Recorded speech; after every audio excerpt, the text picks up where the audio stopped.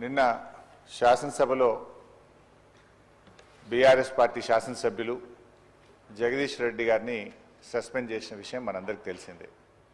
దాని విషయంలో దయచేసి మీరు పునఃపరిశీలించి జగదీష్ రెడ్డి గారిపై పెట్టిన సస్పెన్షన్ను ఎత్తివేయాలని చెప్పి అప్పీల్ చేస్తూ ఉన్నాం.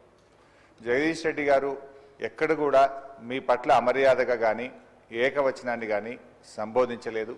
మీరంటే మా అందరికీ కూడా ఎంతో గౌరవం. మా నాయకులు కేసీఆర్ గారు కూడా మీ ఎన్నిక జరిగినప్పుడు ఏకగ్రీవంగా మీ ఎన్నికకు సహకరించినటువంటి పార్టీ బీఆర్ఎస్ పార్టీ.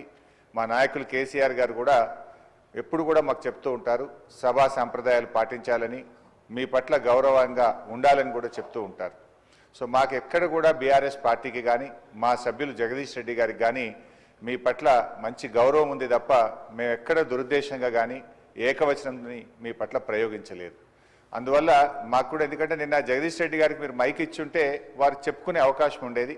వారికి చెప్పుకునే అవకాశం లేకుండానే సస్పెన్షన్ జరిగింది కనుక మీరు ఒకసారి పునఃపరిశీలించి వారిని సభలోకి వచ్చే విధంగా సస్పెన్షన్ ఎత్తివేయాలని మా తరఫున విజ్ఞప్తి చేస్తున్నాం.